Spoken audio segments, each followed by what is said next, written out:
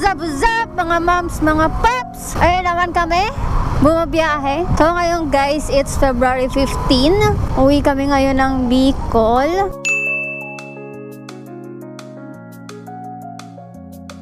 Kasi tomorrow, 16 birthday ng father ko. May celebration sila. Kami pala, parang invited na lang ako, no? So, magsa-celebrate yung father ko, syempre. Kailangan nandun tayo. Nandun ako. Panganay eh. Favorite, love, ate. Ganon. Ha? Yung regalo kasi guys, dati kasi, ang palagi kong regalo sa kanya is alak. Kung ano pa man yung mga alak na iniinom-inom niya. Kaso ngayon, syempre nagkakaedad na, hindi natin kailangan i-tolerate yung mga ganyan, diba? Doon tayo sa healthy living, kaya wala tayong regalo. Hindi ko alam kung nagtitipid ba ako, talagang wala akong pang regalo, no? Pero yun na nga, basta kung ano man yung maisip ko, kasi as of na wala pa talaga ako maisip. Ayoko na i-consider ulit yung regalo nakasanayan dati na alak nga, ganyan. I-stop na natin yung mga bisyo-bisyo na yan. Yeah. So yun, gabi pa naman, wala naman kayo makikita masyado dito kasi sobrang dilim sa ating dadaanan. So, I'm gonna update you guys kasi meron din makikisabay sa amin at naghihintay siya sa Laguna. So, update na lang ako guys kapag andun na kami at nakasama na namin siya. So, yun. So, dito na kami. Binyan. Ito yung kasabay namin. Ay po. Sinundo lang namin si Bob's video. Ayan, Binyan Laguna na kami. Then, maya-maya take off na din. Oh, ang lamig. Sino mauna? Ikaw mauna. First time ko umuwi ng Bicol na may ibang kasama. Kasi nahihiya kami. Baka kasi ma-disappoint siya sa riding pace namin. So, ayun guys. Take off na kami. Kasama namin si Bob's video. Gonna update na lang kung saan ang next stopover namin. Kasi si Vinci yung spare. 82 kilometers later. Good morning! So, nandito na kami sa Pagbilao. Mura ng gas dito. Pakit na kami guys ng Atimonan. Sobrang nakakangalay. Di nasanay. Di nasanay nag-long ride. So, ayan guys. Take off na kami. Dito na kami inumaga. Pero mas mabuti kasi di na masyado kabisado yung mga lubak na ngayon dito. And mas makikita ko talaga ng mabuti yung mga lubak. So, ayan. Enjoy na lang sa ride!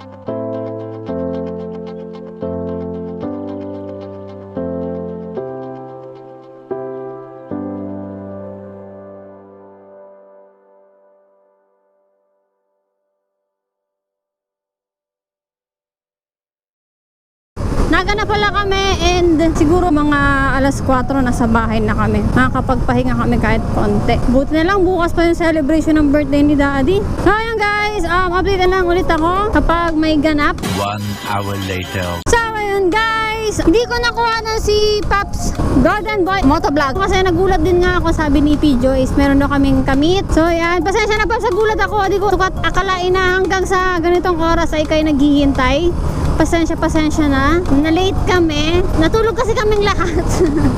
Nagpahinga kasi kami dun sa si Pokot, kaya medyo late yung dating namin. So ayan, shoutout sa iyo Paps. Ayan, salamat. So ngayon guys, biyahe na kami pa Pulangi kasi yung tropa ko, mimit ko din para sa sticker din kasi tagal na din sila naghingi. Kaya lang kapag nauwi nga ako dito, mabilis maubos kasi konti lang yung nadadala ko. So yan, update na lang mamaya. 2 hours later. So Pulangi pa lang kami guys and nabigay ko na din yung sticker. Ngayon rek na kami sa bahay. Ang aming katawan ay naghahanap na ng mahihigaan. Ayan, kasi sobrang sakit na. Gusto na talaga nitong mag-unat-unat. Sarap magpamassage no baby. Kaso babahe naman tayo sa gabi. Useless. So ayan guys, wala akong nagawa sa vlog ko no. Kundi i-update lang kayo. So baka bukas, baka ikot-ikot kami dito kahit papano or depende sa mangyari kasi yung celebration kasi ng birthday ng father ko is sa Kamsur. Yan. Pero di ko alam, baka may mga changes, di ba? So update na lang, tingnan natin kung anong mangyayari, kung anong meron. Ay put mo, sabi na. Ang dami kong na-encounter na ganyan. Tipong nakikita na kami pero sasalubungin pa rin kami. So ayun, update lang kami pag nakauwi na ako ng bahay. A little later. Sa biyahe kasi layo pa yan. Ano pa yan? Aray ko. Ingat ka. Thank you Thank you. Update na lang. Sige. Woo!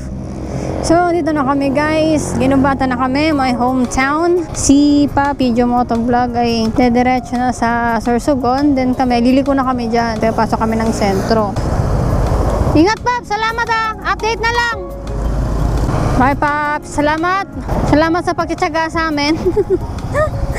Pasensya na kung na-late ka tuloy ng uwi dahil sa nagpahinga muna tayo sa Sipokot. Kasi di namin kinaya yung init, tapos yung tagtag ng kalsada. Yung tipo parang nakafeel kami ng bugbog agad kami pagdating namin ng Sipokot. Kaya napag-desisyon na namin na magpahinga muna kahit saglit. So yan Paps, ingat po sa pag-uwi. And update na lang kung nakauwi ka na. So yan, bago ko pala tapusin tong vlog na to, gusto ko lang i-shout out Stickazone. Salamat Paps sa decals na to ng motor ko. Very unique. So parang meron na silang na ako yung nakita nila recently. And shout out din sa Benkia, Casco Market. Thank you so much sa riding gear. Sobrang comfortable sa feeling. So yun, and shout out din sa Spyder Philippines. Salamat po sa helmet. Ayan, na-try ko na siya ngayon. So ganito ko na tapusin ang aking vlog. Salamat sa panonood, sa pag-like, sa pag-share. And don't forget to subscribe and support my Facebook page. Ayan, you know the drill. Ride safe. Peace out.